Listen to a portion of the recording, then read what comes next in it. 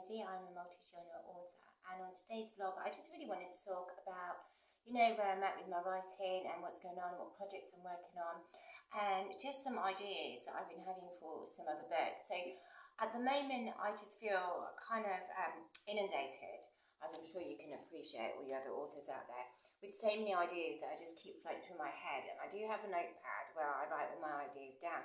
Only I've exceeded now 30 or 40 book ideas, which is quite scary, especially for somebody with a mind like mine, because I just want to keep floating off, and then I think about the plots for them and the characters and the situations and where they're going to be located. And actually I have got a work in progress that I need to finish. Talking of which, my current work in progress is called Meet Me in Casablanca, and it is being released on the 14th of July. It's a really super sweet romantic comedy. Not so much a romantic comedy, actually, that's wrong. It's more a romance. It's about Ellie and Jordan. So they're both 26. They've known each other since they were 13, and they've been together 13 years.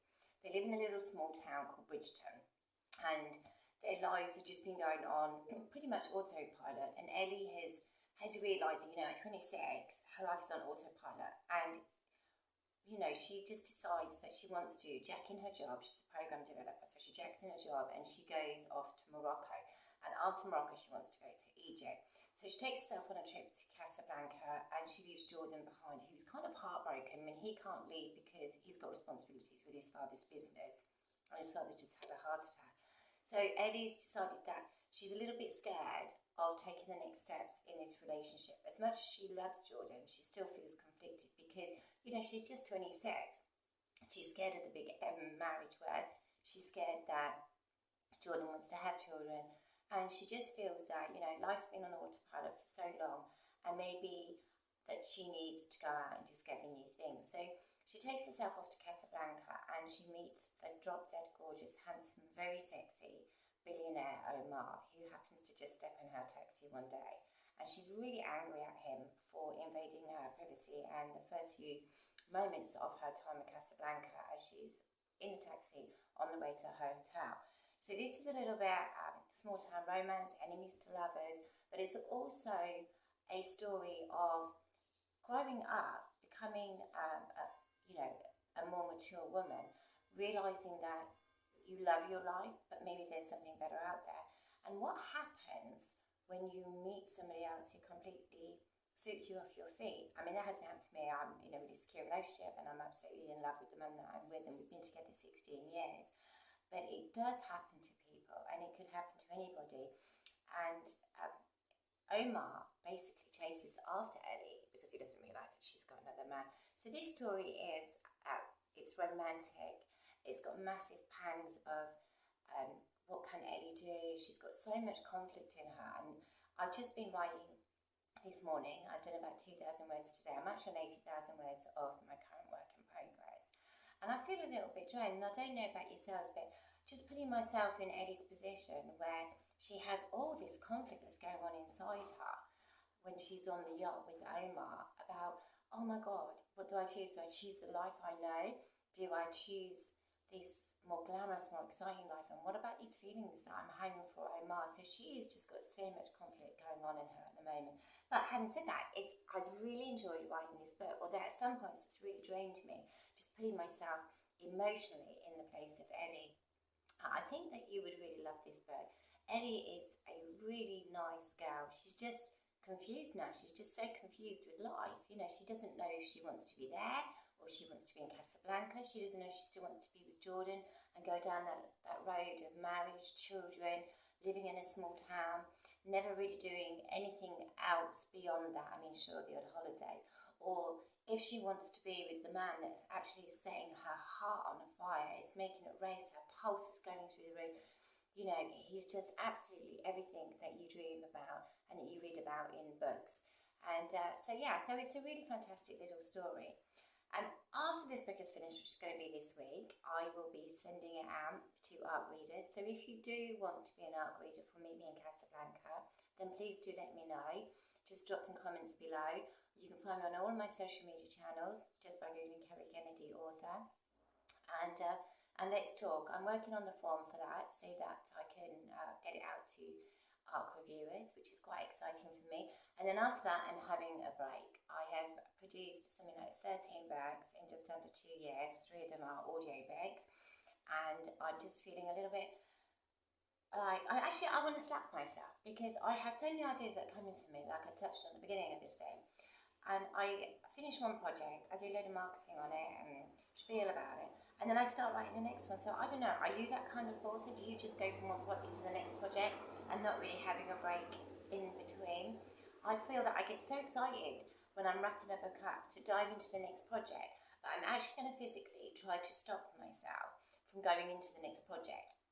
And also some of these other ideas I've got. So I've got a couple of sequels that I need to get out. One is for my Jimmy Choo's book, and I've got a sequel to go to my Baker's book, which is actually out in Kerrey at the moment with some publishers and agents. So I'm hoping, I live in Spain. It's really hot today, and there is just something that's flying around that's really bugging me that keeps coming on my arm, which is why I'm a bit distracted. So sorry about that. So yes, I've got a couple of sequels to write, and then I've got this other type of book that I kind of want to write, and it's set in the future. So I'm doing a little bit of mental planning for that as well, to see if this is really going to work out for me. So ordinarily I write thrillers, psychological thrillers, crime fiction, romance, rom-com, and also children's books. So this is a whole different new thing for me. It's the idea that I've got is where it's set in the future, and I don't want to tell you the actual crux of the story because I don't really want to give anything away. But I'm not really sure if I'm the sort of person who could visualise what a future could be. Although I know as an author I can make the future look however I want it to be. And we're not even talking a mass expanse in time. We're talking like maybe just 20, 30 years away. And this idea has just stand where I've been thinking about, you know, what the situation our Earth is in, and what situation the planet is in, and all about sustainability and all these other kind of factors that are really destroying our planet. So this book is really how we could be doing better. But there's also a thriller in this. It's got quite a sinister tone to it. So I'm not sure. I'm still thinking about this book, but it is grabbing me. The other thing that I want to be doing are some screenplays. So my book Dakota and Who's Watching Who. One is a crime fiction thriller, and the other one is a psychological thriller. So I am going to be doing some courses as well soon. I want to do script writing because I really like to see those produced as scripts, and I want to do them myself. And then the other thing that I'm doing is during this break that I'm going to have from actually writing, which I'm going to force myself to do, I am going to do a digital marketing course. Because when I'm publishing for apps. I have no overheads. I don't, I use programs to create my own book covers. I do my own advertising, I do my own marketing. I mean, sure, I have some expenses if I'm doing boosting posts on some of the platforms like Pinterest and YouTube, but they're really negligible costs. I haven't actually run any Amazon ads. I think I must be the only author who hasn't done that yet. So if I'm not the only author who hasn't done that, please do let me know so I don't feel quite so alone. But I am going to be running some Amazon ads shortly. So I'm going to do myself a digital marketing course, and the other course that because I want to be able to do everything myself, and also want to have a greater understanding for that, because across all my platforms I've got something like 35 to 40,000 followers, but those followers are not translating into sales. I mean, I really appreciate them, and I love that I've got followers and subscribers, and I love to hang out with you guys and love to chat to you and having the conversations and talk all things books, whether it's my books or somebody else's book that I'm blogging about. I love all of that. But I really want to get to grips with social media marketing. I want to get to grips with digital marketing, which is social media marketing. And I also want to do an SEO course for my YouTube channel. So I've got lots of things that I'm going to be doing during this break. So I'm not actually having any downtime where I'm just going to be going off to the sea, down the road, or going off taking myself climbing on Paradise Mountains or anything. I'm still going to be working. I mean, I work anyway. I have a full-time job. But I'm still going to be working on, on myself, to giving myself extra things that I can do for myself. Because, I'm not a rich author. I'm not making money being an author. Being an indie author is hard work. It's so hard to sell your books that it's just an absolute slog. And I just really fantasize that I'm going to wake up one day and some booktoker or bookstagrammer has got my book and start raving about it and everybody buys it. But that's, I think, every author's dream. So I've got all these little things that are going on, and below I'm going to paste the link if you are interested in my book Meet Me in Casablanca. then the link is going to be for it below. You can pre-order this. It is available to pre-order on Amazon. And if you don't pre-order it, when it does go on sale, it's only going to be $2.99 anyway. And then I will probably run some kind of promotions for that. So if you've got any updates on yourself, drop me some comments, let me know.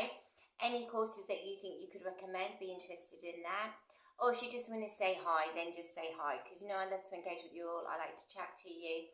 And please don't forget to subscribe to my channel. I'm looking to grow my channel. I'm not far off 1,000 subscribers. It's been a job and a half as well with that. I've had a little bit of external support to help me grow organically. And I will be putting in some hard work there as well to grow my channel to 1,000 subscribers and beyond.